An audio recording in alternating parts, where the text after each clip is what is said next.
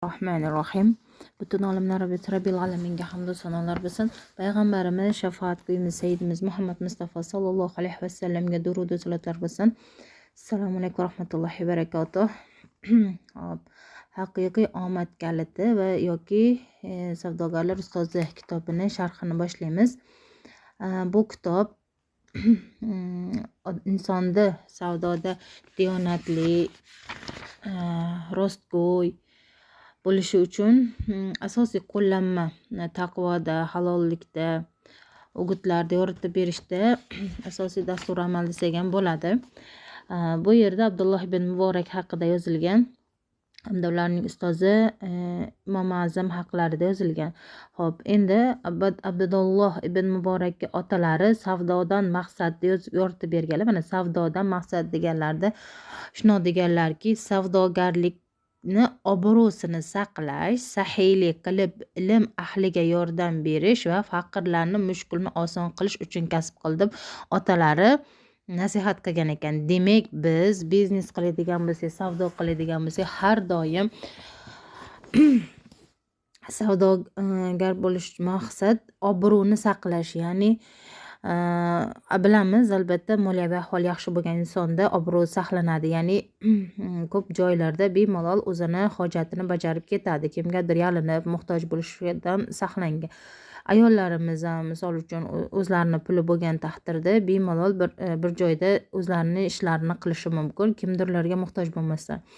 Keyin sahiylik qilib ilm olib, ilm ahliga yordam berish uchun ekan. Ya'ni ilm oladigan inson bilamiz ko'pincha ilm bilan mashg'ul bo'ladi, u moliyaviy ahvolda kam o'ylaydi. Shuning uchun ko'p holatlarda ilm ahliga moliyaviy ahvoldan yordam berilsa, ular yana ham ko'proq ilm olishga jiddiy jahd qilishadi. Shuning uchun demak, boy bo'lishdan maqsad obro'ni saqlash, ya'ni har kimga yalinib bir uchun bizni bechora hol ko'rsatib, ana tilanchilik deyiladi-ku, shunaqa narsaga bormasdan sahiylik qilib ilm ahliga yordam berish, faqirlarni mushkulini oson qilish, ya'ni kambag'alroq insonlarni mushkulini oson qilish uchun bu savdogarlikni o'rganish kerak ekan.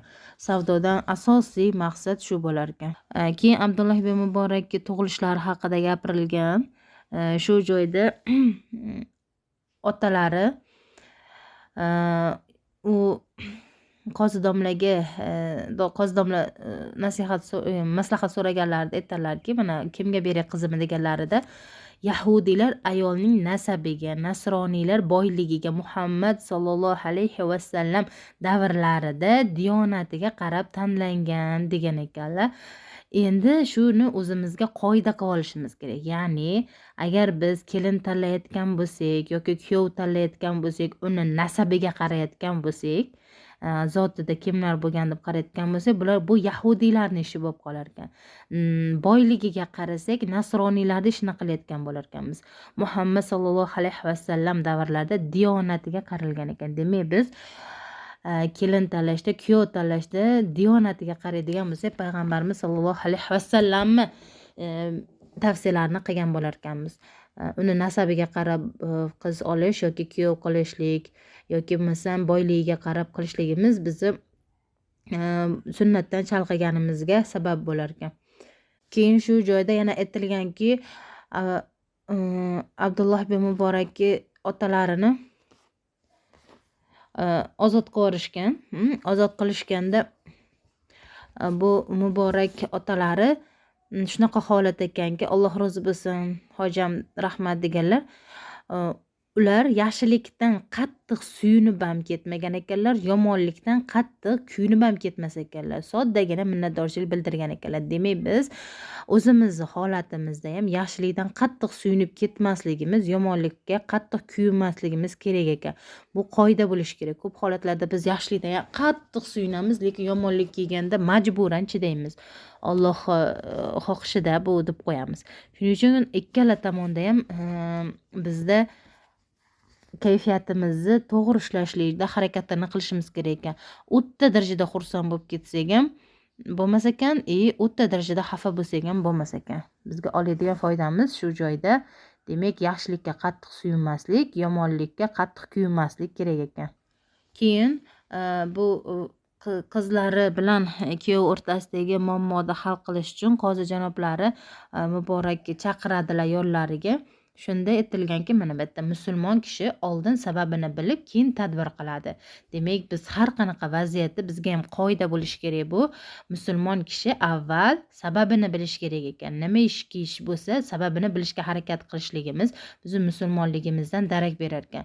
Shu tezdagina reaksiyaga kirib ketib, emotsiya bildirishligimiz bizni bu musulmonchiligimizga to'g'ri kelmas ekan. Demak, bu ham oltin qoida. Musulmon kishi oldin sababini bilib, keyin tadbir qilar ekan.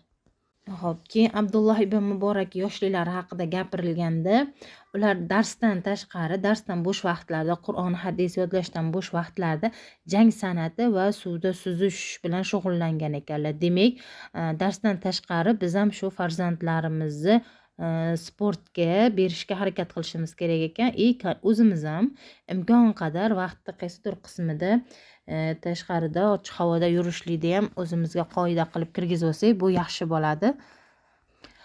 Endi bu joyda yana bitta nasihat berilganki,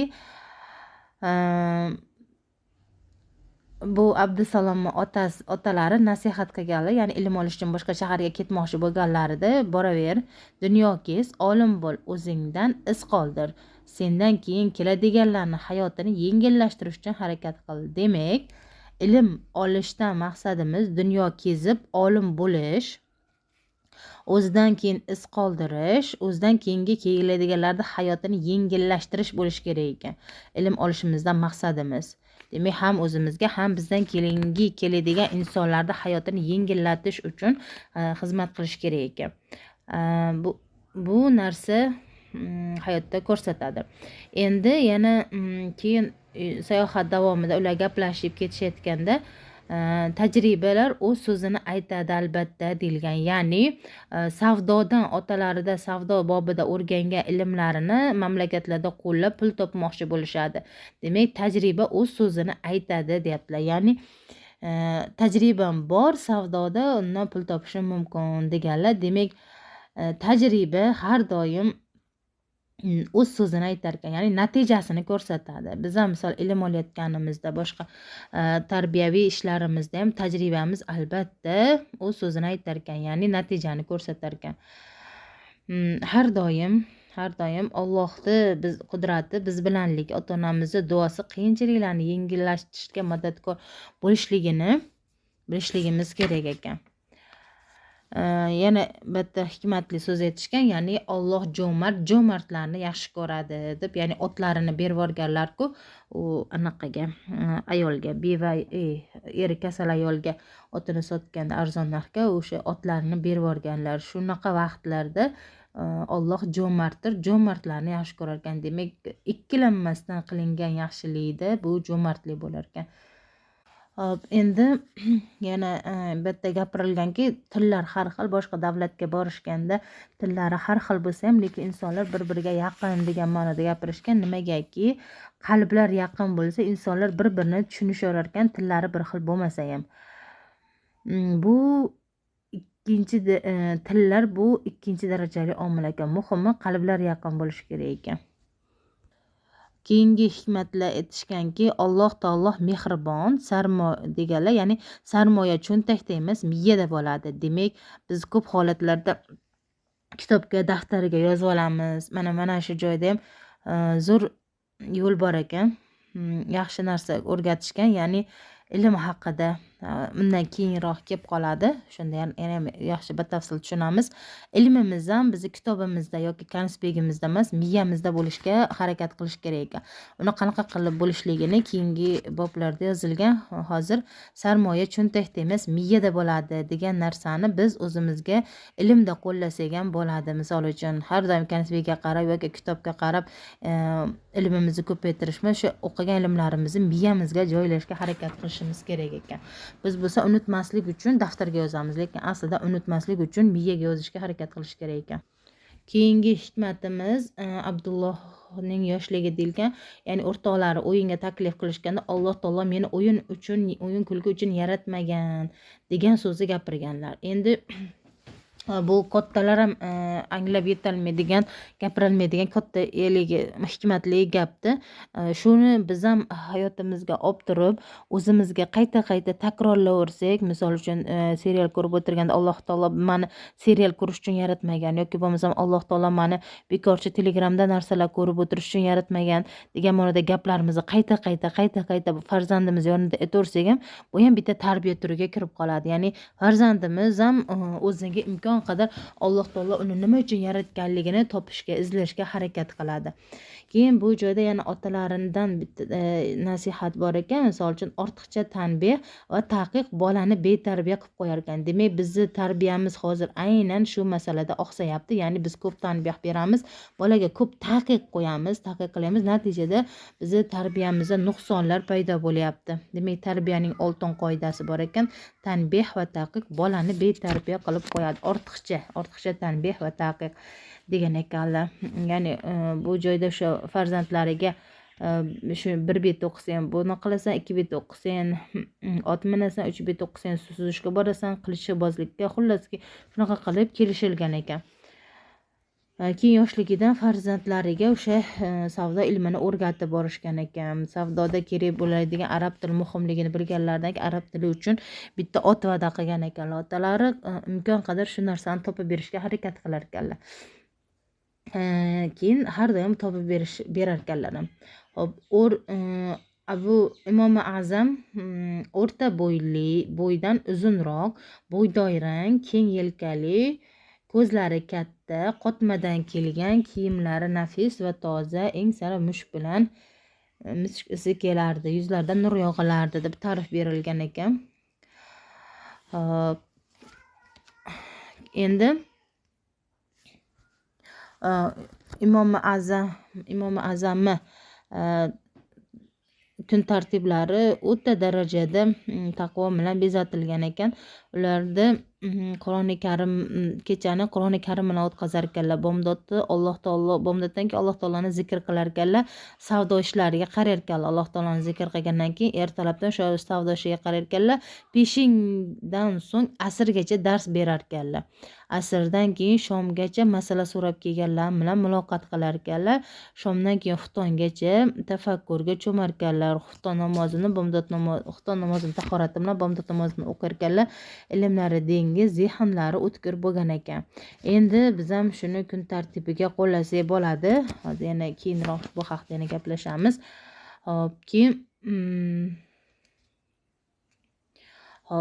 yana Abdulloh ibn Muborakda bitta xislatlari bor ekanki, ular bilsalar ham ustozlariga bilmayman, lekin o'rgatsangiz, yo'l yo'riq ko'rsasangiz qilaman, o'rganib ketaman deb aytar ekanlar doim.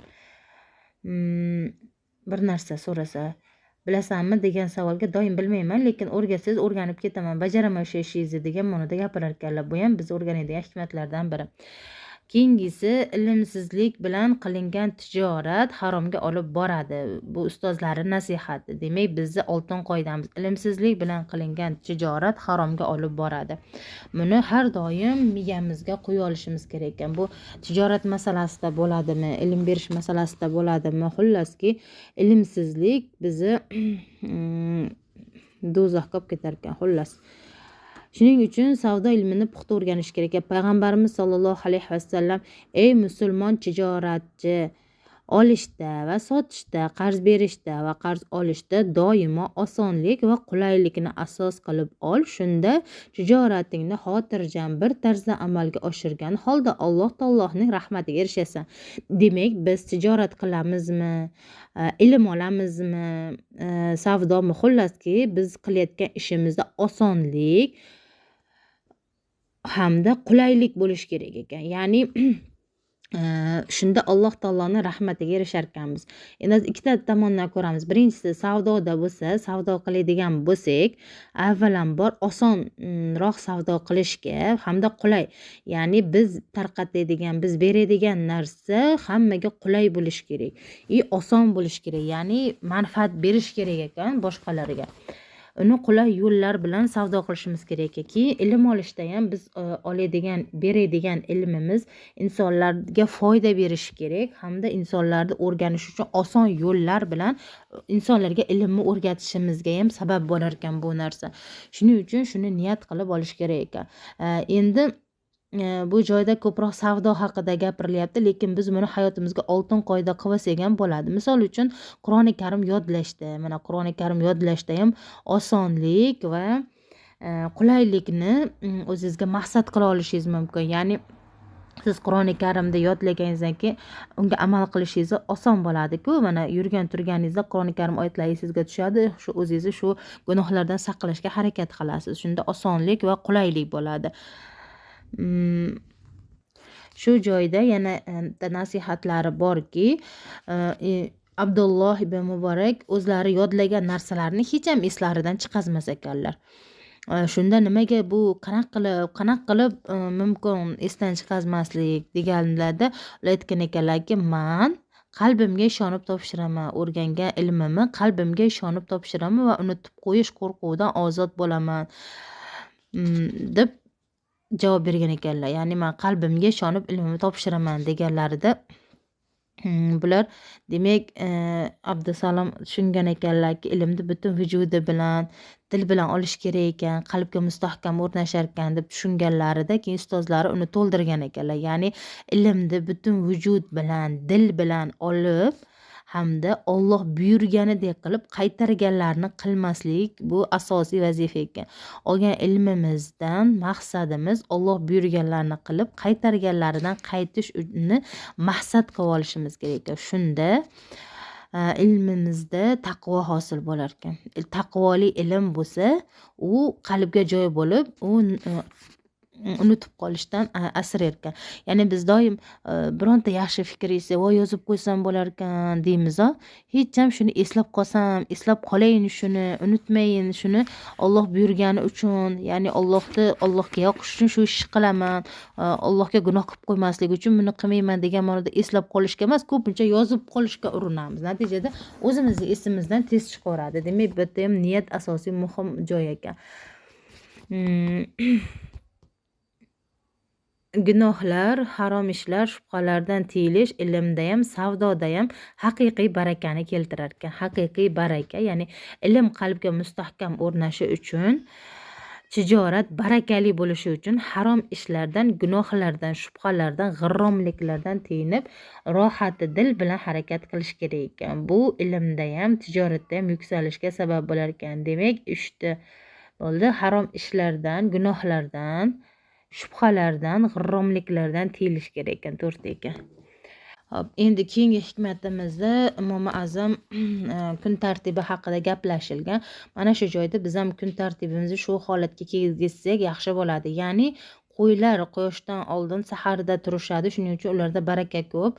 Shuning uchun marib egasini uyg'otasiz ham quyoshdan oldin uyg'oning, quyoshda uyg'oting delganda, demak biz ertalab ertaroq bomdodda vahliroq turishligimiz, bomdoddan so'ng kunlik zikrlar, bomdod namozi, kunlik zikrlar, Qur'oni Karim, hadis sharifdan yodlash bo'lsa, shunaqalarni qilib bo'lganimizdan keyin tijorat qildigan, ya'ni peshin namozgacha tijorat qilishga endi siz u joyga xohlagan kun tartibingizni qo'yishingiz mumkin. Balkim Telegramda dars qilarsiz, balki haqiqatan tijorat ishlaringiz bo'lsa, o'shalarni qilarsiz peshingacha.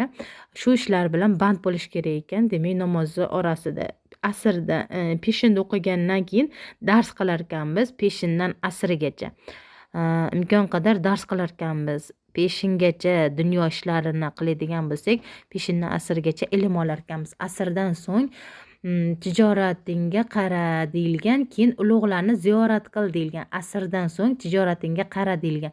Asrdan so'ng endi biz odatda uy ishlari band bo'lamiz. Ayol kishi uy ishlarini qilishligimiz hamda ulug'larni ziyorat qil. Mana shu joyda ulug'larni ziyorat qilishga biz ota-onamizdan telefon qilib hol-ahvol so'rab qo'yishlikni vazifa qilsak bo'ladi. Qarindosh urug'larimizga bilamiz, siylay rahm barakani bitta turi bo'ladi. Shu joyda har kuni kunlik tartibimizga 2 ta yoki bo'lmasam 3 ta insonni kontaktini kirgizib qo'yishimiz kerak. Telefon qilib hol-ahvol so'rashligimizni. O'sha bizni ziyoratimiz bo'ladi, yanayam ilmimizga, tijoratimizga baraka kirishiga sabab bo'ladi. Asrdan keyin. Endi shomda o'qigandan keyin uyingga, masjiddan chiqib uyingga bor, tafakkur qil deyilgan. Endi biz ayol kishi shomdan keyin, shomda o'qiganimizdan keyin uyingga bor degan so'zlari, ya'ni oilang bilan birga bo'l degan bo'lsa kerak. Mana shu joyda biz oilamiz bilan birga bo'lishligimiz hamda tafakkurni yaxshiroq qilishligimiz kerak. Ya'ni oila bilan birga bo'lib, u farzandlarga ta'lim-tarbiya berishga kirishishimiz kerak ekan.